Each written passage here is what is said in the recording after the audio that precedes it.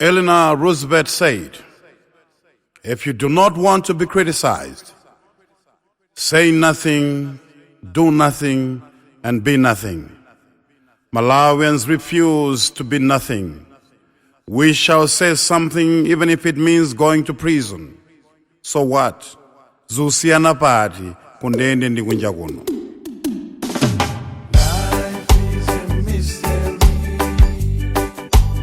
In this 21st century, when one would have thought that tyranny belonged to the past, it is a shame for someone to revolutionize these ideological errors of our forefathers.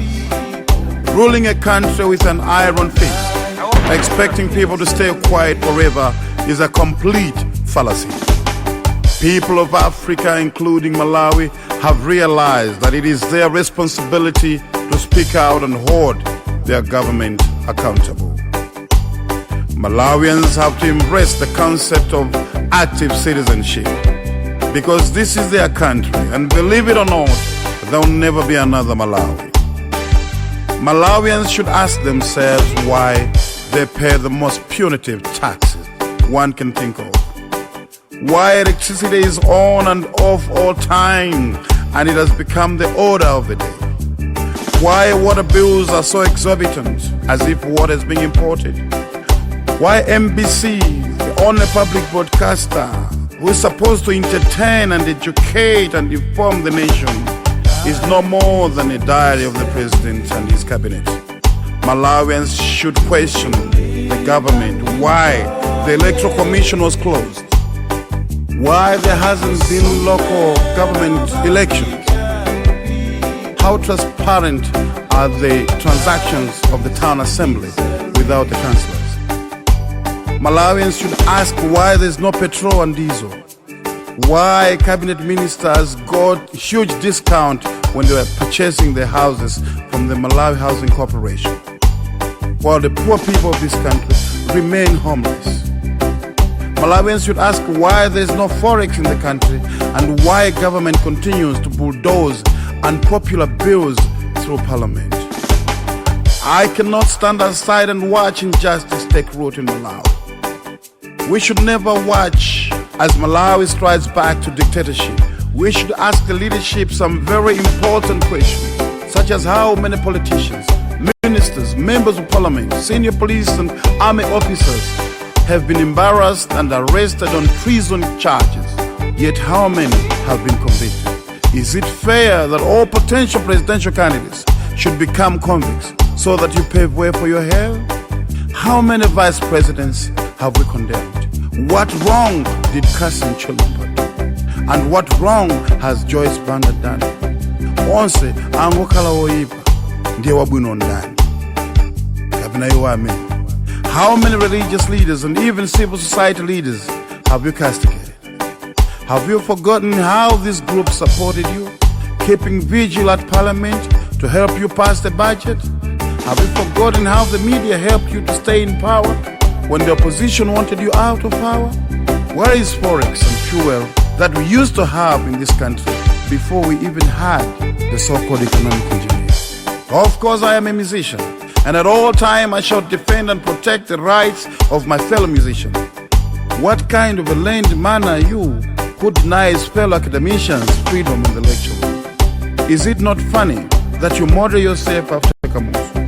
Was it not you who went into exile, running away from the same Dr. Banda? Now you have adopted his title, his way of clothing. When are you getting the rich off? The past leaders, Dr. Banda and Dr. Bakiri, had their own weaknesses. But for sure, the Electoral Commission would not be open and closed like somebody's personal estate. Our judiciary was respected. There were no attempts at all of bringing in the injunction bill. The first ladies then never got paid for doing charity work. There was no mulako wache olwalo. There was no tiende pamozi kukoma misongo, and tiende ndu uyeka koka adi ndalama. Even His Excellency the was Dr. H. Kamuzu Banda, the life president himself, never called people, opposition, civil society, or the Europeans stupid. Now if everyone is stupid, then who is good? Ogulo danena nzeruza yeka lanyika msima m'madzi koma uchinyamato kuti nzeruza yeka adakamanga dziwe la ng'ona nkumalitcha doko. Lero taonani onthu loyanikapo mphale osozi loyanika makakana. Mumamva bwanji nkamatidikilirisa pa msewu kwa mphindi zonse chepera 30 kuti muduse ndi chikhamu cha galimoto zanu zikuluzikulu zapakonvoyi anzanu tikuthamangira pa mzera wa mafuta kuti tikapeze mafuta timtengere mwana ku chipatala cha mishoni poti cha boma kulibe mankhwala. Mumamva bwanji tikamakuwevani mdzigubu tidala kwanji kuti tizunzike. M'mayiko ena anzathu msogolera amakhala bambo kholo anthu onse nakhala wana. Kuno kwathu msogolera amakhala mbusa ife tonse tikhala ng'ombe zapangolo zimene akhoza owitcha nkukwapula nthawi ina iliyonse. Mwatisinthisa mapasipoti ena adakalamira, mwatisinthisa ma drivers license, pano mukutisinthisa manambula buleti. Cholinga chongofuna kutolera ndalama kumachita kuwauza apolisi tagirira akatenge ndalama ngati kuti ndi minibus. Kuti mbendera yathu yokongola yeje idala kwanji koma poisinta mwaononga ndalama zingati. Kuti kandeke kaja koyendera msogoleri wa dziko kadapita kuti kadala kwanji. Kodi Northern Corridor inala kwanji bwanji sikupitirira.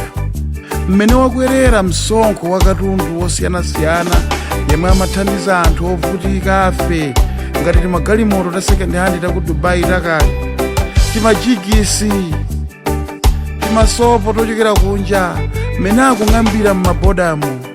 Kodi cholinga nkufuna kutithandiza kapena kuti osauka afe tingofa? Ndikuziwa kuti ngati mwamvera nyimboyi mwapsya mtima.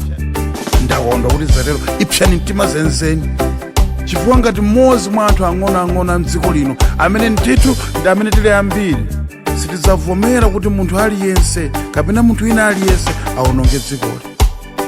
Tili ndi zaka zambiri kusogoloko. Ngati zaka wina zamchepera iyayi msawononge phale ukathamano susu wa phale. Sitidzalola kuti msogoleri mmodzi azasandutse dziko lathu kukhala ngati Zimbabwe. Sitidzalola kuti anthu 14 miliyoni azavutike chifukwa cha munthu mmodzi.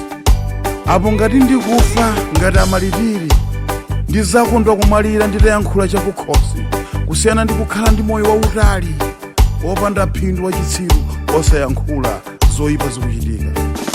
Ndizabwereza mawu achakufa chihana. Tiye ntilole kuli kwabwino kuti mwazi wanga ukhale dizilo yoyendesera injini ya ufulu wa demokrasi umene titawupeza movutikira.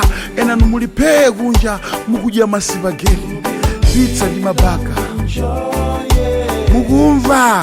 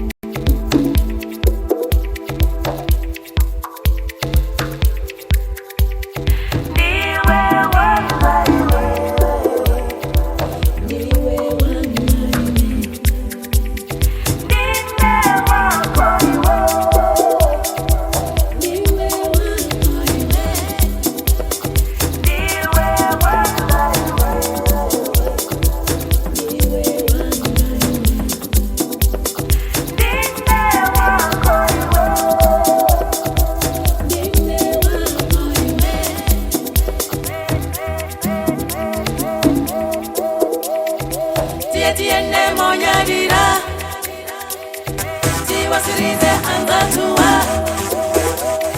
nimakutira ndi weweka wekutinga utanda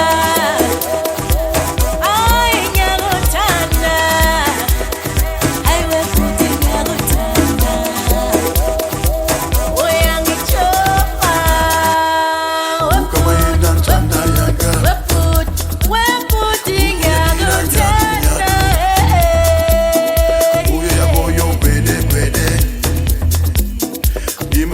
sagodi ndi wangadi